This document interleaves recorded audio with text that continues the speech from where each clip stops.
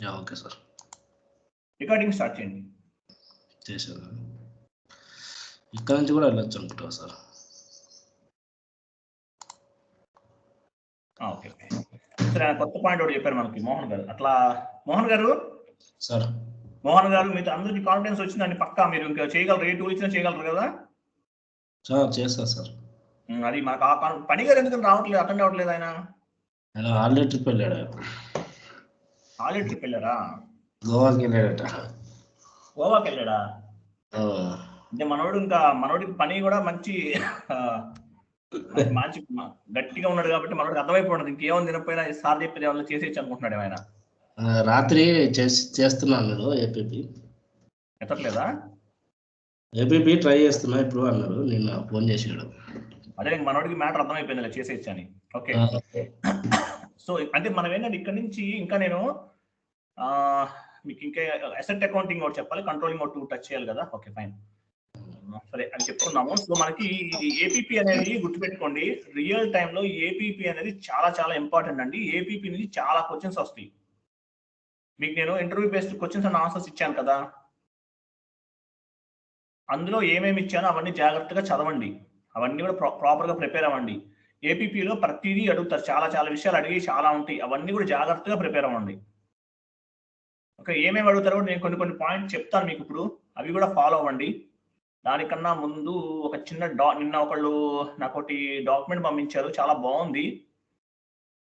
అంటే complete SAP FAO సంబంధించిన notes prepare చేశారు, ఎక్సలెంట్గా ఉందన్నమాట. అది మీరు చదువుకోండి ఆ నోట్స్.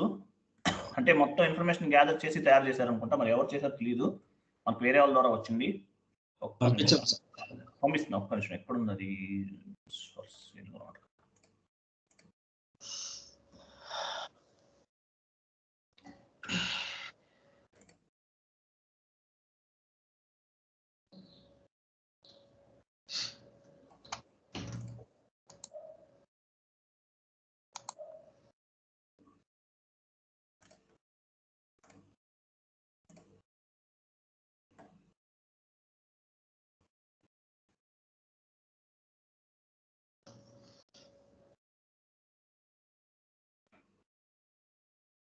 వచ్చిందండి.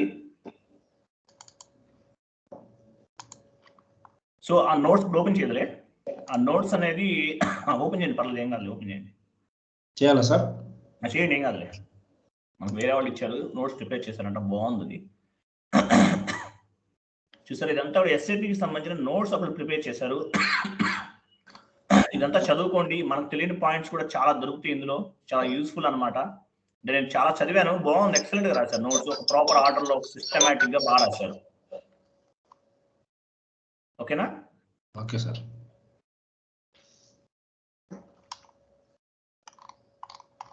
ఓకే, అది క్లోజ్ చేయండి. మనం ఈరోజు ఏపీపీ గురించి థియరిటికల్ ఎక్స్ప్లెనేషన్ చెప్పుకున్నాము. మనకి ఏపీపీ గురించి ఇంతకుముందు మనకు చెప్పాను కదా సార్, మామూలుగా ఏపీకి సంబంధించి. ఏపీపీ అంటే మనకి ఏంటంటే ఆటోమేటిక్ పేమెంట్ ప్రోగ్రామ్ అంటారు. ఇది థియరిటికల్ గా మీకు ఎక్స్ప్లెనేషన్ ఇస్తాను. అట్లా ఏ కాన్ఫిగరేషన్ ఎందుకు చేస్తారో కూడా మనం తెలుసుకోవాలి. వితౌట్ ఏ కాన్ఫిగరేషన్ ఎందుకు చేస్తాము ఏంటి అనేది తెలియకుండా మనం ఎంత వర్క్ చేసినా కూడా యూజ్ ఉండదు అనమాట. సో అందువల్ల ఏపీపీ అంటే ఏంటనేది మనం చెప్పుకున్నాం. ఫస్ట్ మామూలుగా ఏపీపీ అంటే ఆటోమేటిక్ పేమెంట్ ప్రోగ్రామ్ అంటారు.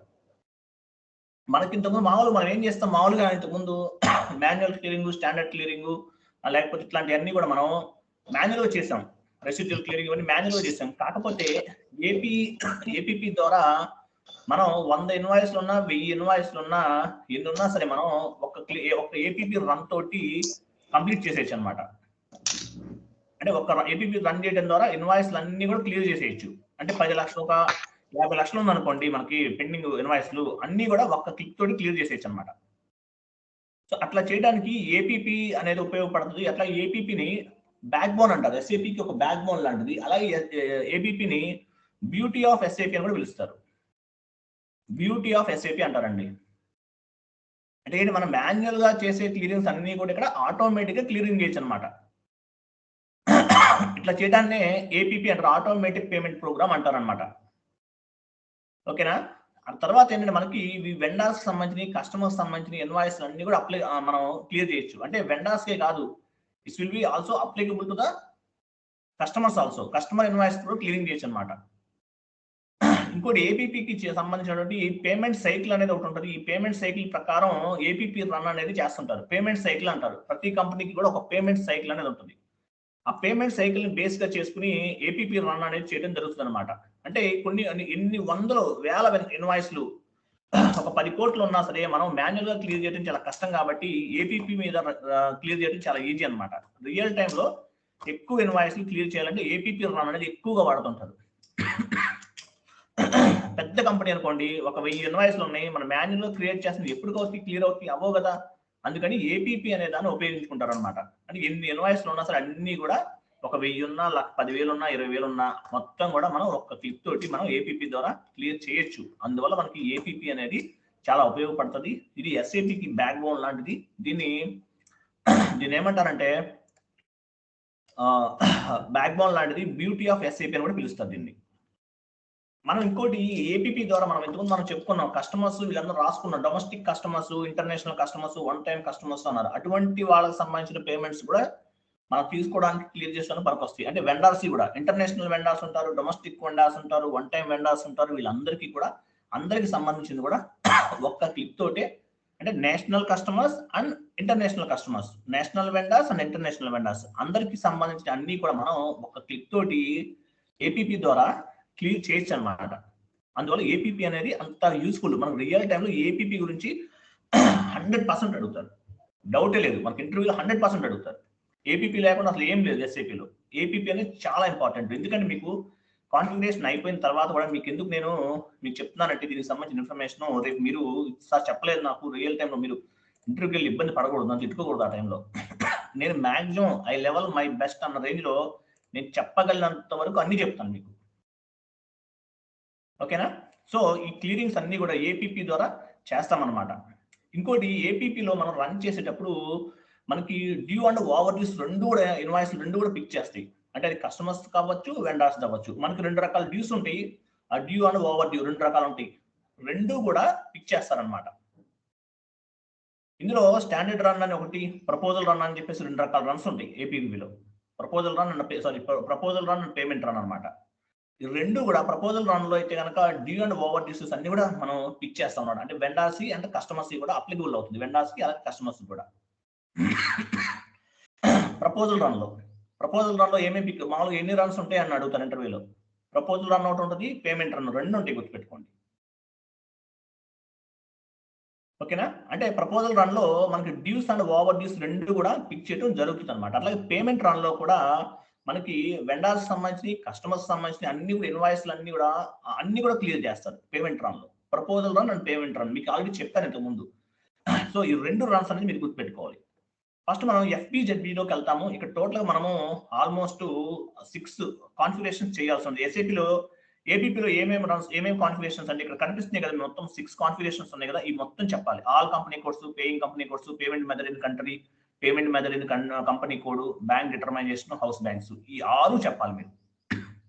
ఏపీపీలో ఏమేం చేస్తారు కాన్ఫిగరేషన్స్ అంటే ఈ 6 చెప్పాలి. ఇక్కడ కనిపించే 6 చెప్పాలి. ఓకేనా? తర్వాత ఫస్ట్ ఇందులో ఈ 6 ఉన్నాయి కదా, ఈ 6 ఉన్నాయి కదా, 6 కాన్ఫిగరేషన్స్ గురించి 1 by 1 మనం డిస్కస్ చేద్దాం. సో అసలు మామూలుగా ఫస్ట్ ఆల్ కంపెనీ కోడ్స్ లో ఏముంటాయి అనేది చూద్దాం ఫస్ట్. ఓకేనా? సో ఆల్ కంపెనీ కోడ్స్ లోకి వెళ్ళండి ఒకసారి. ఇది మీ పొజిషన్ లోకి వెళ్ళి మీ కంపెనీ కోడ్ తీసుకోండి. మామూలుగా న్యూ ఎంట్రీకి వెళ్తాము. ఇక్కడ న్యూ ఎంట్రీ ఆల్రెడీ క్రియేట్ చేసాం కాబట్టి చూడాలంటే మనం కంపెనీ కోడ్ తీసుకుంటాం.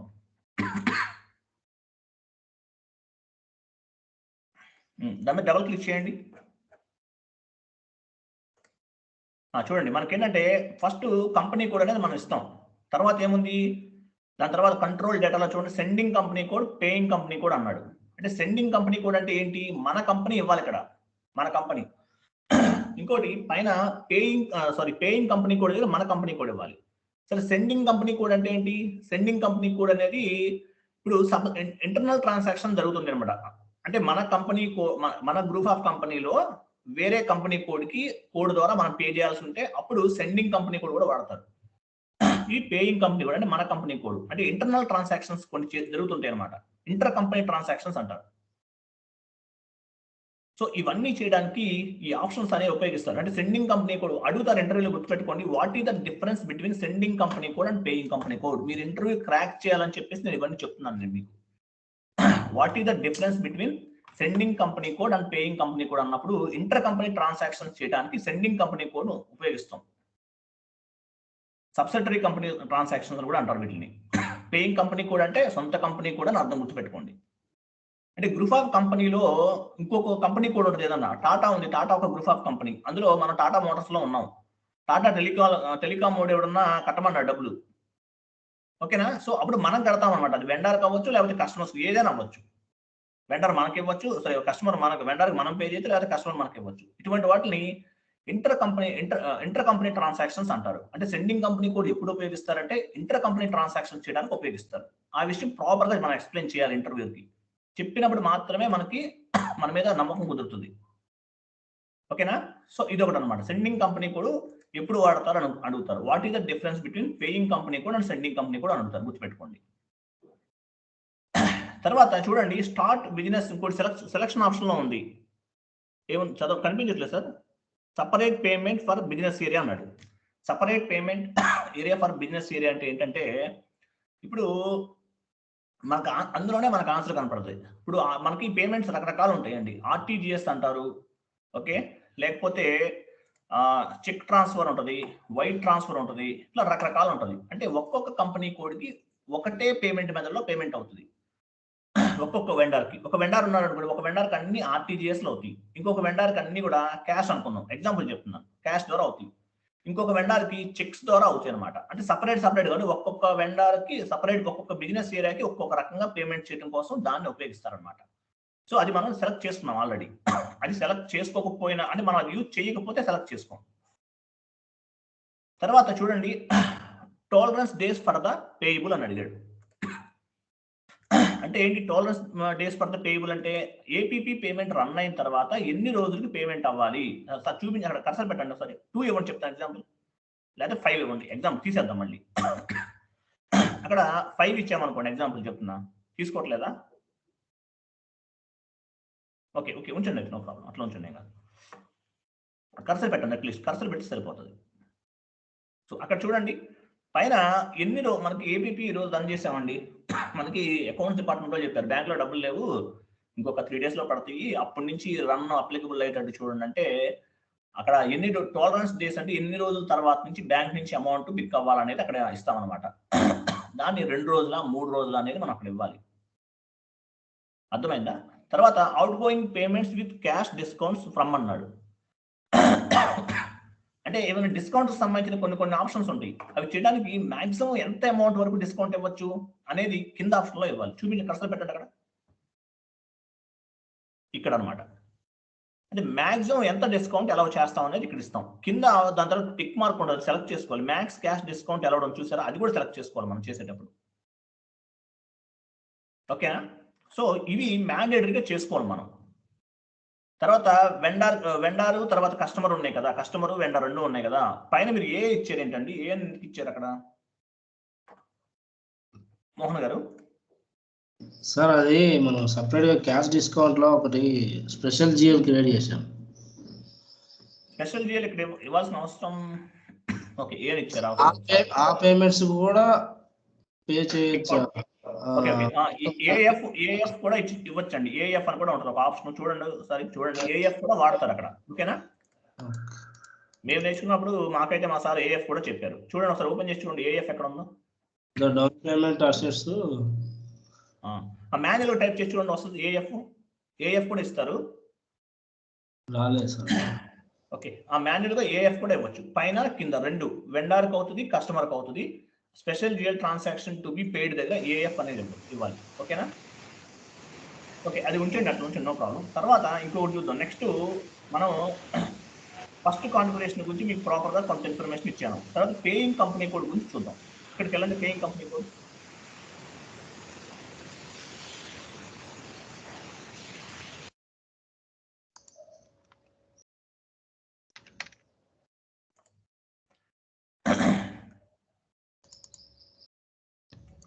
ఓకే, ఇక్కడ మనకి ఏంటి ఇది వచ్చిందేంటి, ఇదే సార్ పేయింగ్ కంపెనీ. ఓకే, ఒక్క నిమిషం. ఓకే, సారీ, అంతే కరెక్టే ఉంది. అంతేనండి, కరెక్టే, మీరు కరెక్టే చేశారు.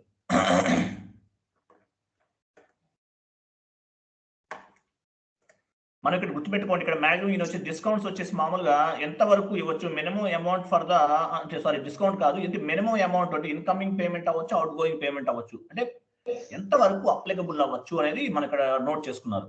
అంటే ఏంటి, మినిమం ఏపీపీ ద్వారా పేమెంట్ అవ్వాలంటే మినిమం 100 రూపాయల నుంచి స్టార్ట్ అవుతుంది. పేమెంట్ రావాలన్నా మినిమం 100 రూపాయలు, అంతకన్నా తక్కువ తీసుకో ఏపీ పేమెంట్ ద్వారా అలౌ చేయరనమాట. ఇది 100 రూపాయలు ఇచ్చాడు. మామూలుగా కొన్ని కంపెనీ వాళ్ళు 10 రూపాయలు, 20 రూపాయలు, 30 రూపాయలు కూడా ఇస్తారు. బట్ అది depends on the client requirement బట్టి ఉంటుంది అనమాట. మీరు మినిమం ఎంత అమౌంట్ తీసుకుంటారంటే ఆ అమౌంట్ అంటే అక్కడ మెన్షన్ చేయాలి. ఓకేనా? సో అదొకటి ఇంపార్టెంట్ అనమాట. మినిమం ఎంత అమౌంట్ కి మీరు తీసుకుంటారు అనేది అక్కడ మనం మెన్షన్ చేసుకోవాలి. ఓకే, సో ఇక్కడ వచ్చేసి ఇది. తర్వాత ఫార్మ్స్ ఉన్నాయి కదండి, ఈ ఫార్మ్స్ అన్ని కూడా కొంచెం కేర్ఫుల్ గా చూసుకోవాలి. కింద ఫార్మ్స్ చూడండి ఒకసారి, కింద ఫార్మ్స్ మీద క్లిక్ చేయండి.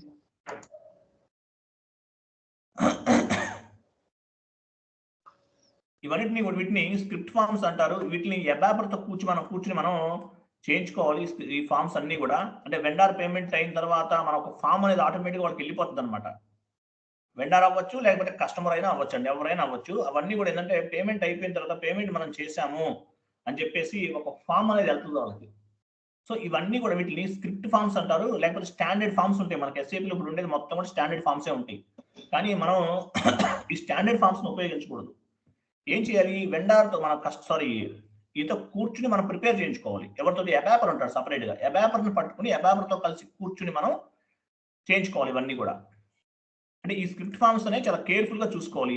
మనము ఒక చిన్న లెటర్ మిస్టేక్ చేసినా కూడా పేమెంట్ రన్ అవ్వదు. ఓకేనా? సో ఇవన్నీ కూడా ఎబాపర్తో కూర్చొని చేయించుకుంటాం పేమెంట్. దీనికి సంబంధించిన మొత్తం కూడా ఫార్మ్స్ అంతా కూడా. ఇప్పుడు క్రెడిట్ కార్డు ఏమైనా వాడుతున్నారు అనుకోండి, మనకు మంత్లీ బిల్ వస్తుంది. చూడండి ఎంత పర్ఫెక్ట్ డిజైన్, ఎక్సలెంట్ గా ఉంటుంది. కాబట్టి స్టాండర్డ్ ఫార్మ్స్ అనేవి మనం వాడకూడదు. స్క్రిప్ట్ ఫార్మ్స్ అన్ని కూడా మనం మామూలుగా ఎబాపర్తో కూర్చొని చేయించుకోవాలి. ఆ విషయాన్ని ప్రాపర్ గా గుర్తుపెట్టుకోండి. ఎబాపర్తో కూర్చొని మాత్రమే మనం డిస్కస్ చేయించుకోవాలి. స్క్రిప్ట్ ఫార్మ్స్ అన్ని కూడా ఒక్కొక్క కంపెనీకి ఒక్కొక్క రకంగా ఉంటాయి. ఒక కంపెనీలో ఉన్నట్టు ఇంకొక కంపెనీలో ఉండవు, ఒక బిజినెస్ ఏరియాలో ఉన్నట్టు ఇంకొక బిజినెస్ ఏరియాలో ఉండవు, ఒక చోట ఉన్నట్టు ఇంకో చోట ఉండవు. అలాగే ఒక కంట్రీలో ఉన్నట్టు ఇంకొక కంట్రీలో కూడా ఉండవు. కంట్రీకి మారుతుంది, బిజినెస్ ఏరియాకి మారుతుంది. ప్రతి దానికి కూడా చేంజ్ అవుతుంది అనమాట. ఓకేనా? సో ఇదనమాట దీనికి సంబంధించినటువంటి కంప్లీట్ ఇన్ఫర్మేషన్. ఓకే, తర్వాత నెక్స్ట్ ఇంకోటి ఏమో చూడండి సార్. ఒక్క నిమిషం, పైన ప్రింట్అవుట్ లోకి వెళ్ళండి సార్, ఒకసారి చూద్దాం. ప్రింట్అవుట్ ఉందా పైన యూటిలిటీస్ లోకి వెళ్ళి ప్రింట్ టెక్స్ట్ అని ఉంటుంది చూడండి. ఇక్కడ రాదు. ఇంకా ఆ ఆప్షన్ దగ్గరే వస్తుంది. మీరు ఫార్మ్స్ ఓపెన్ చేశారు, అక్కడే వస్తుంది. పైన ప్రింట్అవుట్ లోకి వెళ్ళండి. ఇప్పుడు రాదు. ఓకే, అది కింద ఫార్మ్స్ సెలెక్ట్ చేసి తీసుకోవాలి సార్, అది అప్పుడు వస్తుంది. అది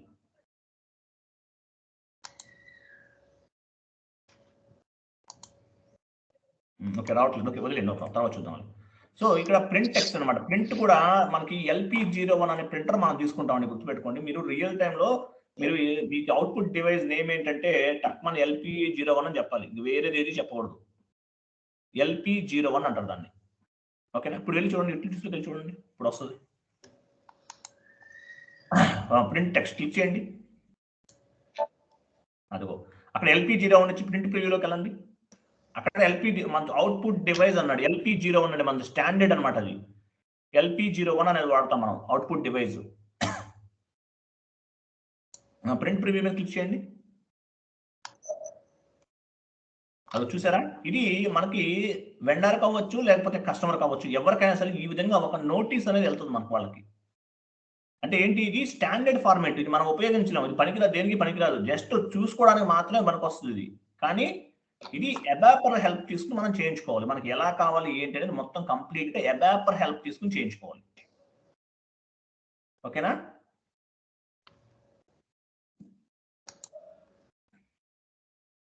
ఓకే, అది. సో ఇది ఎబాపర్ హెల్ప్ తీసుకుని చేయించుకోవాలి. సో ఆ విషయాన్ని మీరు ప్రాపర్ గా గుర్తుపెట్టుకోండి. మన ప్రింటర్ అవుట్పుట్ డివైస్ నేమ్ ఏంటంటే LP01 అనే చెప్పుకోవాలి మనం. ఓకేనా? సో ఇది మనకి దీనికి సంబంధించిన ఇన్ఫర్మేషన్.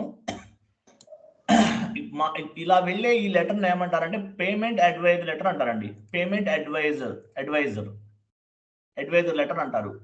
ఇంకోటి స్క్రిప్ట్ ఫార్మ్స్ అని కూడా పిలుస్తారు. ఆల్రెడీ చెప్పాను అది మీకు. అది కాబట్టి రియల్ టైంలో మాత్రం మనం 100% మనం అడాపర్ యొక్క హెల్ప్ తీసుకుని చేయించుకోవాలండి ఈ పేమెంట్ లెటర్ అనేది. ఓకేనా? సో ఇది అనమాట. సో నెక్స్ట్ మనకి ఇంకా ఏమున్నాయి? Next payment method in country చూడండి.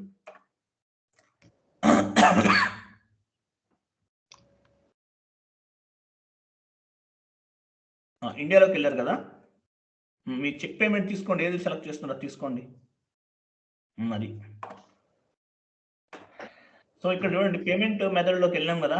పేమెంట్ మెథడ్లోకి వెళ్ళిన తర్వాత మనం ఈ చెక్ పేమెంట్ మెథడ్ అనేది ఒకటి ఉంటుంది ప్రతిదానికి. ఇక్కడ మనం టీ అనేది తీసుకుందాం. అట్లా ఒక్కొక్క కంపెనీకి ఒక్కో రకంగా ఉంటుంది. సో చెక్ పేమెంట్ మెథడ్ తీసుకుంటాము.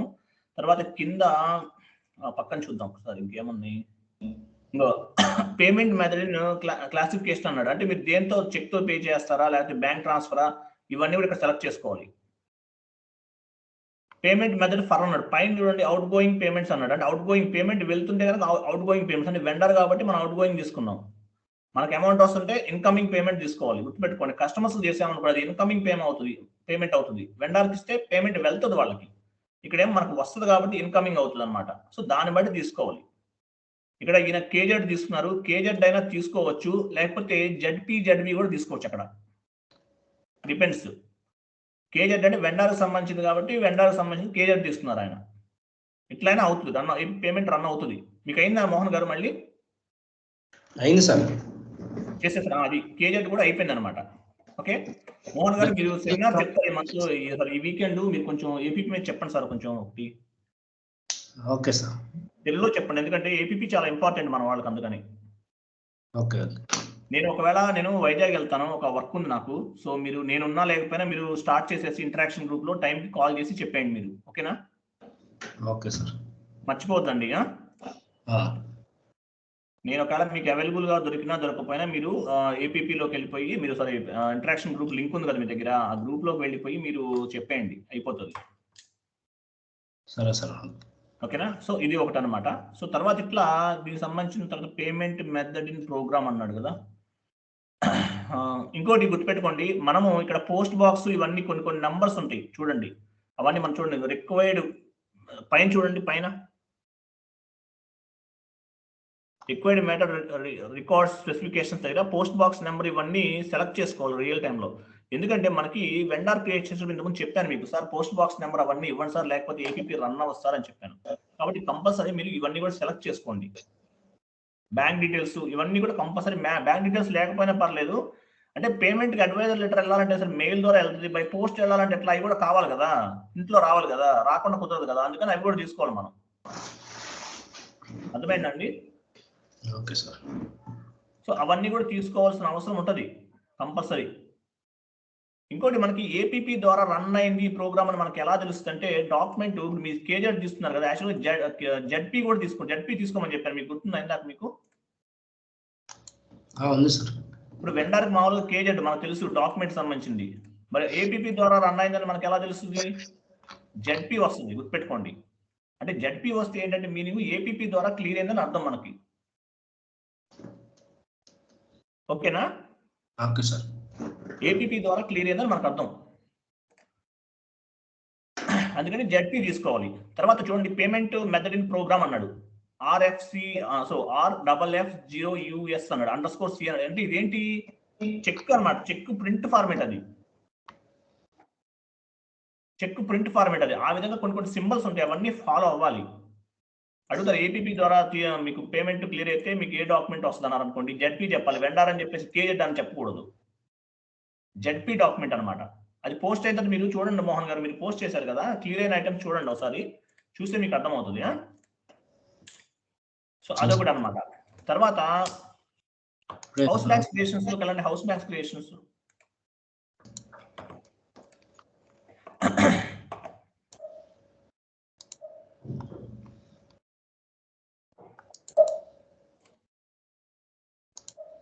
హౌస్ బ్యాంక్ క్రియేషన్స్ లోకి వచ్చాం మనం. ఇక్కడ కూడా అంటే సేమ్ మనకి యాక్చువల్గా హౌస్ బ్యాంక్స్ క్రియేషన్స్ లో మనం కంపెనీ కోడ్ ఇస్తాము. హౌస్ బ్యాంక్ మనం హౌస్ బ్యాంక్స్ క్రియేట్ చేస్తాం, హౌస్ బ్యాంక్స్ నేమ్ ఇస్తాం. ఇక్కడ తర్వాత ఈ కింద ఉన్న కంప్లీట్ ఇన్ఫర్మేషన్ మొత్తం కూడా ఇవ్వాలి. తర్వాత ఇంకో విషయం గుర్తుపెట్టుకోండి, మనం ఇప్పుడు డెమో సర్వర్ కాబట్టి ఏది పడితే అది ఇచ్చేసాం. అడ్రస్ పట్టుకుని క్లిక్ చేయండి. చూసారా, ఇప్పుడు మనం ఏం చేసాం, బ్యాంక్ కీ ఇచ్చాం, ఇక్కడ ఏదో ఒకటి ఇచ్చేసాం. మనం రియల్ టైంలో అలా ఇవ్వకూడదు. వెండర్ అడిగా మన క్లయింట్ అడిగి తీసుకోవాలి. ఓకేనా. బ్యాంక్ రేంజ్ అన్నాడు, ఇవన్నీ కూడా ఈ బ్యాంక్ సంబంధించిన అడ్రస్లు డీటెయిల్స్ అన్ని కూడా ఎవరి దగ్గర ఉంటాయి, వెండర్ దగ్గర ఉంటాయి. వెండర్ సంబంధించిన బ్లూ ప్రింట్స్ ఉంటాయి మన దగ్గర. ఆ బ్లూ ప్రింట్స్ ని బేస్ గా చేసుకుని తీసుకోవాలి. ఇక్కడ ఏది పడితే అది ఇచ్చేసాం, అక్కడ అలా కాదు. మీరు ఇన్ఫర్మేషన్ ఎక్కడి నుంచి తీసుకుంటారంటే వెండర్ సంబంధించినటువంటి కస్టమర్స్ సారీ బ్లూ ప్రింట్స్ ని బేస్ గా తీసుకుంటాం. క్లయింట్ కి సంబంధించినటువంటి బ్లూ ప్రింట్స్ ని బేస్ గా తీసుకుంటాం. స్విఫ్ట్ కోడ్ అన్నాడు. స్విఫ్ట్ కోడ్ అంటే ఏంటి, ఇంటర్నేషనల్ ట్రాన్సాక్షన్ చేయడానికి స్విఫ్ట్ కోడ్ ఉంటుంది బ్యాంక్ కి. అది అడిగి తీసుకోవాలి. అకౌంటెంట్ ఇస్తాడు అది మనకి, లేకపోతే ఎండ్ యూజర్ ఇస్తాడు. అంటే ఈ ఇన్ఫర్మేషన్ మొత్తం కూడా మనకు కావాల్సిన ఇన్ఫర్మేషన్ మనం ఏది పడితే అది ఇచ్చేసాం. ఇది డమ్మీ సర్వర్, డెమో సర్వర్. ఇది రియల్ టైమ్ లో సర్వర్ ఆప్షన్స్ అన్ని ఇలాగే ఉంటాయి, కానీ అక్కడ మనకు కావాల్సిన పర్టికులర్ ఆప్షన్స్ లోకి మనకి ఎంట్రీ ఉంటుంది. కాబట్టి ఈ ఇన్ఫర్మేషన్ అంతా కూడా మనం ఎండ్ యూజర్ గా లేకపోతే అకౌంటెంట్ డిపార్ట్మెంట్ సంబంధించిన వాళ్ళని తీసుకోవాలి. ఓకే, ఆ పాయింట్ గుర్తుపెట్టుకోండి. తర్వాత బ్యాంక్ అకౌంట్స్ లోకి వెళ్ళండి సార్. అక్కడ కాదు, అక్కడ బ్యాంక్ అకౌంట్స్ రైట్ సైడ్ ఉంది, రైట్ సైడ్ విండోలో. అది కిందకి రండి ఒకసారి.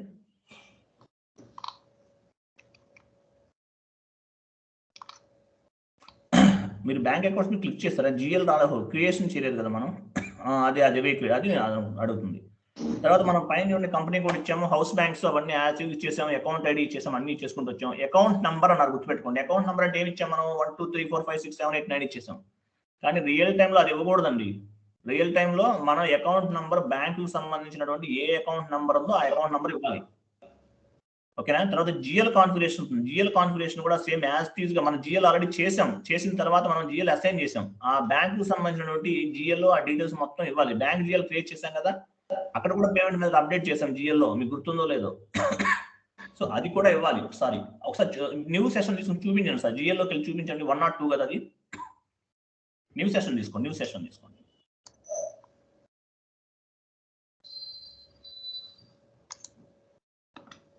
FS00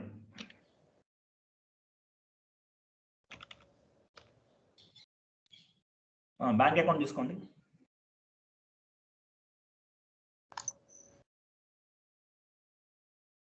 హెచ్డిఎఫ్సి అంతే ఉంది, తీసుకోండి. అది క్రియేట్ బ్యాంక్ ఇంట్రెస్ట్ లోకి రండి. ఆ లాస్ట్ లో చూసారా, బ్యాంక్ అకౌంట్ ఐడి ఇక్కడ అసైన్ చేసాను, గుర్తుందా? అంటే మేము ఏపీపీలో ఇచ్చి ఇక్కడ అసైన్ చేయాలి. సో ఈ విషయం కూడా గుర్తుపెట్టుకోండి. ఏపీపీలో మనం ఏమైతే bank account details account ID ఇచ్చామో అవన్నీ ఇక్కడ అప్డేట్ చేసుకోవాలి జిఎల్లో. సో ఇదే జిఎల్ మనం అక్కడ అసైన్ చేస్తాం. సో అది కూడా అనమాట. ఓకే, నెక్స్ట్ ఇంకా ఏమున్నాయి సార్? ఇక్కడ కంపెనీ కోడ్ ఎలా చేయాలా, చేంజ్ అవుతలేదు. ఏ సార్? ఇక్కడ ఉంది సార్ కంపెనీ కోడ్. అది కాదండి, డిలీట్ బటన్ పక్కనే ఉంటుంది చూడండి. ఇదే చేంజ్ చేస్తే అవ్వట్లేదు సార్. మార్చండి, ఎందుకు అవ్వదు?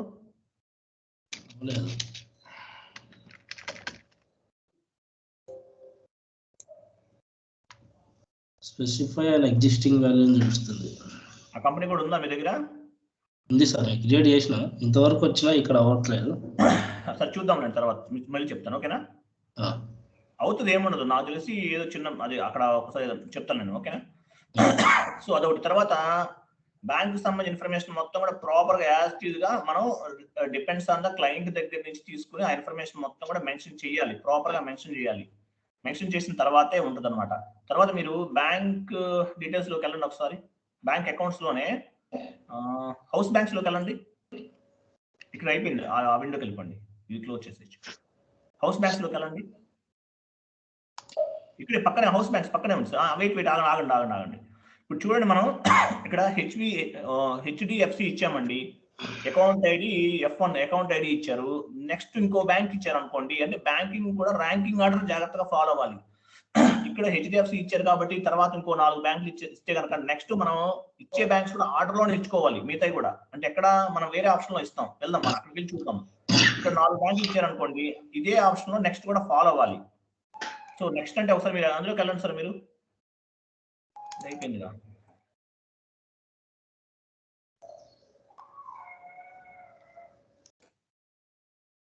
క్వశ్చన్ 9 లో ఉంది సార్.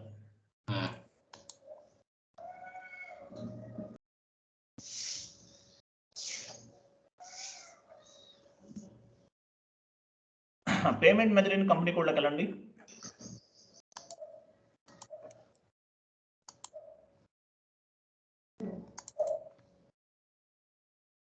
మీ డబుల్ క్లిక్ దాని మీద, మీ కంపెనీ కోడ్ మీద.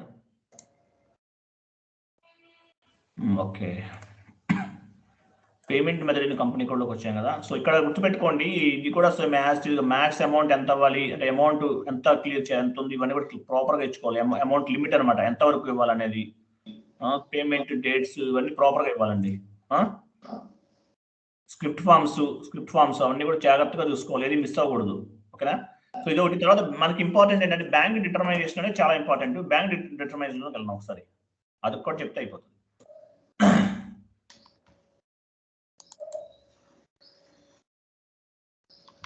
బ్యాంక్ డిటర్మినేషన్ లో మీ కంపెనీ కోడ్ చూసుకోండి, పొజిషన్లోకి వెళ్ళి ఒకసారి. పేయింగ్ కంపెనీ కోడ్ అంటే మన కంపెనీ కోడ్ అనమాట, మనమే కదా పే చేస్తుంది, అదే తీసుకోవాలి. దాని డబుల్ క్లిక్ చేయండి. బ్యాంకింగ్ ఆర్డర్స్ లోకి వెళ్ళండి.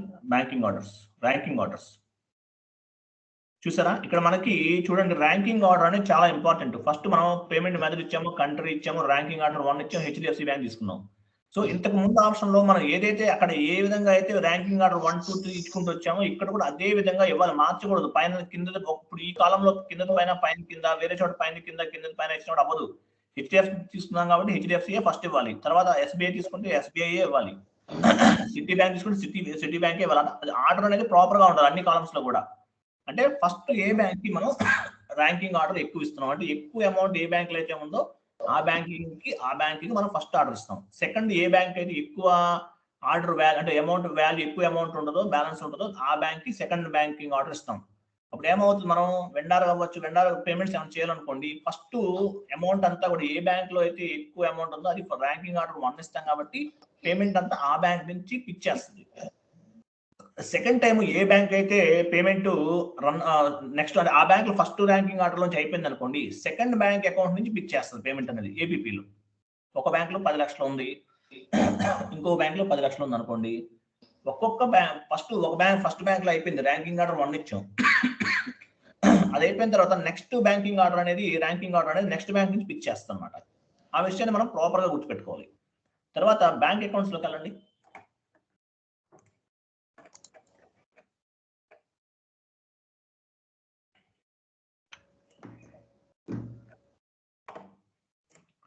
చూడండి, బ్యాంక్ అకౌంట్స్ లో మనం హెచ్డిఎఫ్సి బ్యాంక్ ఇచ్చాం అంటే మనం ఫస్ట్ అన్ని చోట్ల హెచ్డిఎఫ్సి బ్యాంకే ఫస్ట్ ఇచ్చాం కాబట్టి ప్రతి చోట హెచ్డిఎఫ్సి బ్యాంకే ఇవ్వాలి.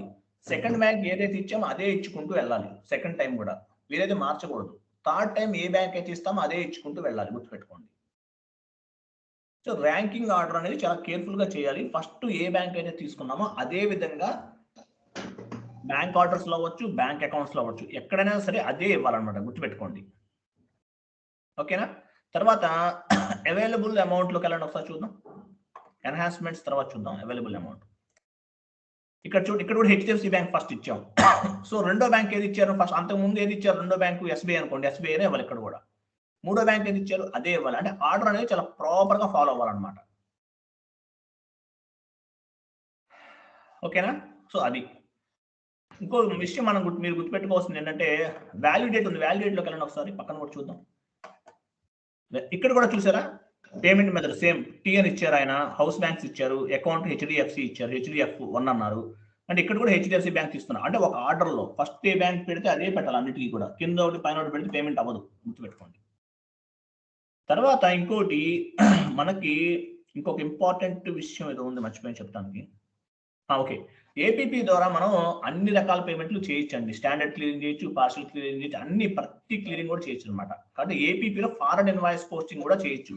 ఫారెన్ కరెన్సీ ఎలా పోస్ట్ చేయాలి అంటే మన ఇండియన్ కరెన్సీలో పోస్ట్ చేస్తే అది ఫారెన్ కరెన్సీలో పోస్ట్ అవుతుంది అనమాట. ఇట్లా ఏపీపీలో చాలా ఆప్షన్స్ ఉంటాయి. ఏపీపీ అనేది very very very important in the real time. మీరు జాబ్ లోకి వెళ్తే ఇంటర్వ్యూ ప్రాస్పెక్ట్ లో 100% అడుగుతారండి ఏపీపీ గురించి. కాబట్టి చాలా కేర్ఫుల్ గా గుర్తుపెట్టుకోండి. ఏపీపీలో నేను చెప్పిన పాయింట్స్ అన్ని జాగ్రత్తగా చేయండి. మోహన్ గారికి రన్ అయిపోయింది ఆల్రెడీ, మిగతా వాళ్ళు కూడా ఏపీపీ రన్ చేసి చూపించాలి అందరూ కూడా. నేను చెప్పాల్సింది నేను చెప్పేశాను, కాన్ఫిగరేషన్ మొత్తం చెప్పాను. సో మిగతాది మొత్తం మీరు చేయాలి. ఇంకా ఓకేనా? మనం ఎక్కడ మిస్టేక్ చేసామో కూడా చెప్పాను మీకు. సో మిగతాదంతా ప్రాసెస్ అంతా చేసుకోండి మీరు ఓన్‌గా. సో ఇది అన్నమాట ఏపీపీకి సంబంధించినటువంటి థియరిటికల్ ఎక్స్‌ప్లనేషను. సో నెక్స్ట్ మనం ఏం చేద్దాం అనేది రేపు చెప్తాను మీకు. నెక్స్ట్ రేపు ఏం చెప్తాననేది చెప్తాను. ఓకేనా? సో ఇంకా మనం అసెట్ అకౌంటింగ్ ఒకటి చెప్పుకోవాలి.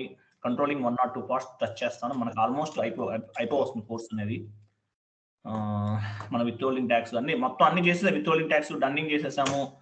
కస్టమర్ ఇన్వాయిస్‌లు, వెండార్ ఇన్వాయిస్‌లు, క్యాష్ డిస్కౌంట్స్ అన్ని చేసేసాం మోహన్ గారు. ఆల్మోస్ట్ బాగా చేశాం కదా!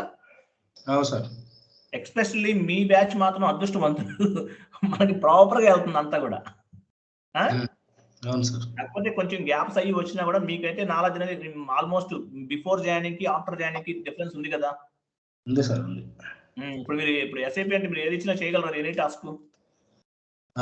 మాక్సిమం ట్రై చేస్తాను సార్. అది మాక్సిమం చేస్తారా చేయగలరా? చేయగలను సార్. అది ఆ కాన్ఫిడెన్స్ కావాలి. మాక్సిమం కాదు చేయగలను ఆ కాన్ఫిడెన్స్ ఉండాలి. కానీ గుర్తుపెట్టుకోండి మనం నేర్చుకుంది చాలా కొంత మాత్రమే. రియల్ టైమ్‌లో మాత్రం అక్కడికెళ్ళిన తర్వాత ఆ సీన్ కొంచెం వేరేగా ఉంటది. అంటే టెన్షన్‌గా ఉంటది, భయమేస్తుంటది, రకరకాల ప్రాబ్లమ్స్ ఉంటాయి. చాలా కేర్‌ఫుల్‌గా జాగ్రత్తగా హ్యాండిల్ చేసి మెయింటైన్ చేయాలి. ఓకేనా? సో అది ఈరోజు సెషను. రేపు వేరే టాపిక్ తోటి మనం చేద్దాము. పని గారితో కూడా చెప్పండి కొంచెం అందరితోటి. ఇంకా ఎవరెవరు ఉన్నారు వీళ్ళందరూ ఓకేనా? మిగతా సార్స్ అందరూ. అబ్దుల్ షేక్ గారు ఉన్నారు. కొండలరావు గారు ఉన్నారు. గంగరాజు గారు. ఓకే. అందరూ చేయండి సార్ ప్రాపర్‌గా. ఈ వీడియోస్ అన్ని డౌన్‌లోడ్ చేసుకోండి. ఏ రోజు వీడియోస్ ఆ రోజు. సతీష్ గారు ఏమైపోయారు సారు? TS sir. ఏమో సార్. ఓకే. మోహన్ గారు మీరు కంటిన్యూ చేయండి. నేను లెఫ్ట్ అవుతున్నాను. వర్క్ ఉంది నాకు. ఓకేనా? సరే సార్. ఓకే. ఓకే. బాయ్ అండి. నేను మ్యూట్‌లో పెడతాను మీరు చేసేసుకోండి. రైట్.